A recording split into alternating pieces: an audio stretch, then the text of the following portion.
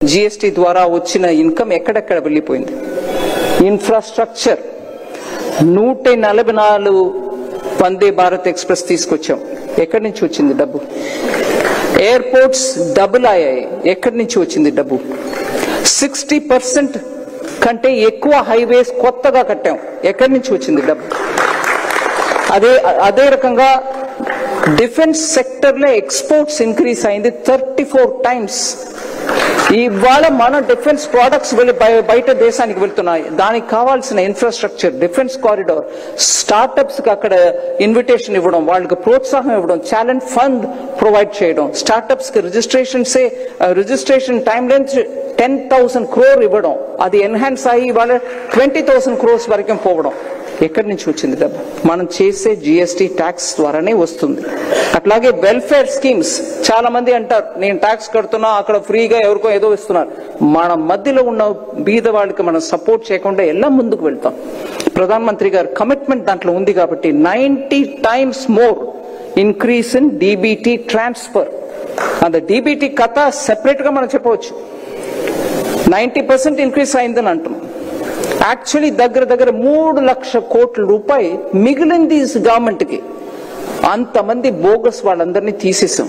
Aadhaar benefit card చూపించు, Aadhaar bridge ద్వారా authenticate పెట్టు. So tax payers money is going for I don't know what. మేము middle class pay చేస్తున్నాం. నేను మిడిల్ క్లాస్ తాం బాబు, నేను ట్యాక్స్ ఇవ్వడం పే చేస్తాం, ముందు పే చేశాను. మన డబ్బుని సరిగా యూజ్ చేసే గవర్నమెంట్ మనకు కావాలి. ఆ డబ్బుని వేరెక్కడో ఖర్చు పెట్టడానికి గవర్నమెంట్ అక్కర్లే మనకి. అట్లాగే మనం ఆ డబ్బు సరిగా యూజ్ చేసే గవర్నమెంట్ ఉండాలి. కాబట్టి ఆ డిబిటీ ద్వారా ఎక్కడెక్కడో పుట్టిన పిల్లలకి పోతున్నాయి, చచ్చిపోయిన వాళ్ళకి పోతుంది. ఇవన్నిటిని కరెక్ట్ చేసి 3 లక్షల కోట్ల రూపాయలు దాంట్ నుంచి మినహాయించాం. We saved it back. Fraud account కి వెళ్ళడాన్ని ఏ నాడు పిఎం గారు ఒప్పుకోరు, అందువల్ల అది మిగిలింది. గరీబ్ కళ్యాణ్ మీకు తెలుసు, 25 crore అవుట్ ఆఫ్ పావర్టీ. 25 కోట్ల జనాన్ని పావర్టీ నుంచి తీసి బయట తీసుకొచ్చాం. They are no longer poor, they are aspirational middle class, but maybe at the bottom rung. వాళ్ళకి కూడా మనం ఫెసిలిటీ చేసి ఇవ్వాలి. స్టార్టప్స్ మీకు తెలుసు, 350 ఉండే స్టార్టప్స్ ఇవాళ 1.5 lakh స్టార్టప్స్ ఈ దేశంలో ఉన్నారు. Visakhapatnam has very good number of startups who are doing excellent work.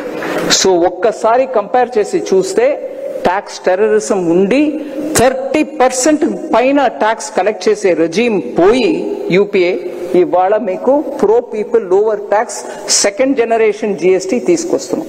Second generation GST తీసుకొస్తున్నాం. జనాల్లో మంచి వెల్కమ్ ఉంది అని అన్న వెంటనే ఆపోజిషన్ పార్టీలు ఉన్న వాళ్ళు అప్పుడైతే నువ్వు ఒప్పుకుంటున్నావా 8 సంవత్సరాల నుంచి హైయర్ రేట్ ఆఫ్ ట్యాక్స్ జనాన్ని ఎక్స్‌ప్లాయిట్ చేస్తున్నావని అని ఒక ప్రశ్న అడుగుతున్నారండి.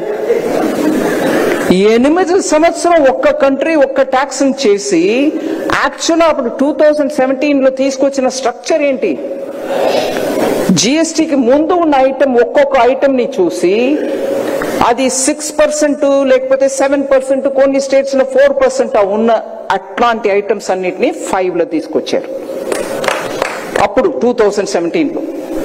అట్లాగే ఒకే ప్రోడక్ట్ అది ఒక స్టేట్ లో 10%, ఇంకో స్టేట్ లో 13%, ఇంకో స్టేట్ లో 15% గా ఉంటే అవన్నిటిని కలిపి 12% గా తీసుకొచ్చారు 2017 లో. అట్లాగే ఒక ప్రోడక్ట్, ఏదో ఒక ప్రోడక్ట్ అది ఒక్క స్టేట్ లో 16%, ఇంకో స్టేట్ లో 21%, ఇంకో స్టేట్ లో 22%, రకరకాలుగా ఆ ఒక్క ప్రోడక్టే ఉంటే అవన్నిటినీ కలుపుగట్టుగా 18% లో తీసుకొచ్చారు.